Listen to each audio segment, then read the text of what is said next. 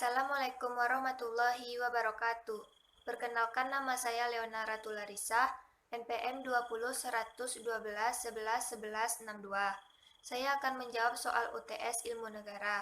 Dosen pengampu saya, Ibu Resma Bintani Gustaliza, SH, MH. 1. Sebutkanlah istilah ilmu negara dalam berbagai bahasa. Bahasa Belanda, yaitu Staatsleer, bahasa Jerman Staatslehre, bahasa Inggris Theory of State atau Political Theory, sedangkan bahasa Prancis yaitu Theorie de Etat. 2. Jelaskanlah definisi negara dari pendapat para ahli. Menurut Aristoteles, negara yaitu suatu persekutuan dari keluarga dan desa untuk mencapai kehidupan sebaik-baiknya. Menurut Max Weber, negara adalah suatu masyarakat yang memonopoli penggunaan kekerasan fisik yang sah dalam suatu wilayah. Sedangkan menurut John Locke, negara adalah badan atau organisasi hasil dari perjanjian yang diputuskan masyarakat. Menurut Logeman, negara adalah organisasi kemasyarakatan yang dimana dengan kekuasaannya bertujuan untuk mengatur dan mengurus masyarakat tertentu. Menurut Cronenberg, negara yaitu suatu organisasi kekuasaan yang diciptakan oleh sekelompok manusia yang disebut bangsa. 3. Jelaskan alasan mengapa harus ada negara. Negara merupakan syarat untuk membangun sistem pemerintahan yang mengatur makhluk sosial serta berpartisipasi untuk membangun negara.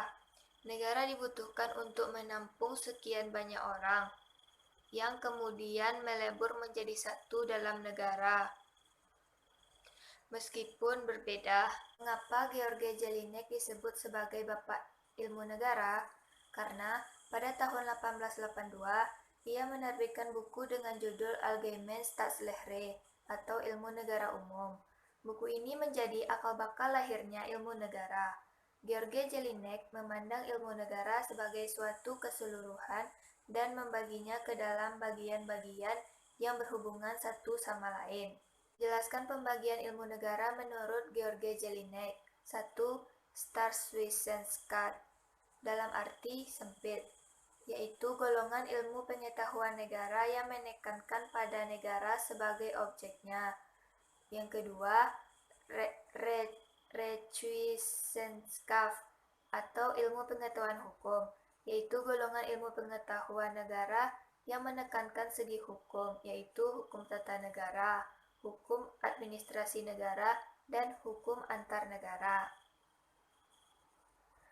Staatswissenschaften dibagi 3, yaitu Staatskunde yang menggambarkan peristiwa-peristiwa yang terjadi yang berhubungan dengan negara. Kedua, Staatslehre, yaitu penyelidikan lebih lanjut dari bahan-bahan yang dikumpulkan oleh Staatskunde dengan analisis-analisis. Ketiga, Praktis C, Staatswissenschaft, yaitu mencari upaya bagaimana hasil penyelidikan Staatslehre dapat dilaksanakan di dalam praktik tersebut. Staatslehre dibagi 2, yaitu ilmu negara umum dan khusus. Ilmu negara umum dibagi 2, yaitu segi yuridis dan segi sosial. Dan ilmu negara khusus dibagi 2, yaitu spesialis Staatslehre dan individuale. 6. Jelaskan hubungan antara A. Ilmu negara dengan ilmu politik, B. Ilmu negara dengan hukum tata negara. Ilmu negara dengan ilmu politik. Ilmu negara selaku ilmu pengetahuan sosial yang bersifat teoritis. Segala hasil penyelidikan dipraktekkan oleh ilmu politik sebagai ilmu pengetahuan dan bersifat praktis. Maka, dalam hubungan ini jelaslah ada sifat-sifat komplementer, karena ilmu negara merupakan salah satu hardcore atau teras inti daripada politik ilmu. B. Hubungan ilmu negara dengan hukum tata negara. Bahwa ilmu negara yang merupakan ilmu pengetahuan yang menyelidiki pengertian-pengertian pokok dan sendiri-sendiri pokok. Negara dapat memberikan dasar-dasar teoritis yang bersifat umum untuk tata negara. Dalam rangka perhubungan ini, ilmu negara merupakan pelajaran pengantar dan ilmu dasar pokok bagi pelajaran hukum tata negara. Karenanya, hukum tata negara tidak dapat dipelajari secara ilmiah dan teratur, sebelum terlebih dahulu dipelajari pengetahuan tentang pengertian-pengertian pokok dan sendi-sendi pokok daripada negara umumnya. 7. Jelaskan unsur-unsur negara menurut Pasal 1 Konvensi Montevideo tahun 1933, yaitu 1. Wilayah kekuasaan. Wilayah adalah sebuah daerah yang dikuasai oleh pemerintah yang berdaulat serta ditempati penduduk. Wilayah ini disebut teritorial, yang di dalamnya diadakan sebuah kedaulatan tanpa campur tangan pihak atau negara lain. Sebuah negara memerlukan wilayah tempat penghuninya. 2.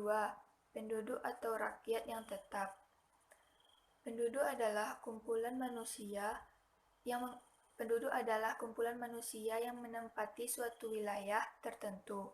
Penduduk terdiri dari penduduk asli dan penduduk pendatang. Penduduk asli yaitu penduduk yang lahir dan menempati wilayah atau negara tempat ia lahir. Sedangkan penduduk pendatang yaitu penduduk yang datang dari wilayah atau negara lain untuk tinggal dan menetap di suatu negara secara hukum. Yang ketiga, pemerintah yang berdaulat. Organisasi yang memiliki kekuasaan yang menerapkan dan menjalankan undang-undang di wilayah tertentu. Pemerintah di sini adalah pemerintah yang berdaulat, artinya memiliki kekuasaan tertinggi terhadap wilayah beserta penduduknya. 4. Kemampuan mengadakan hubungan dengan negara lain. Jika hanya terbatas pada wilayah, penduduk, dan pemerintah saja, belum cukup. Negara tersebut harus bisa menjalin hubungan dengan pengakuan dalam hubungan internasional, baik secara de facto maupun secara de jure. De facto yaitu berdasarkan fakta dan kenyataan, sedangkan de jure secara hukum yang dinyatakan oleh negara lain. Unsur konstitutif dan deklaratif. Unsur konstitutif adalah unsur pokok yang mengharuskan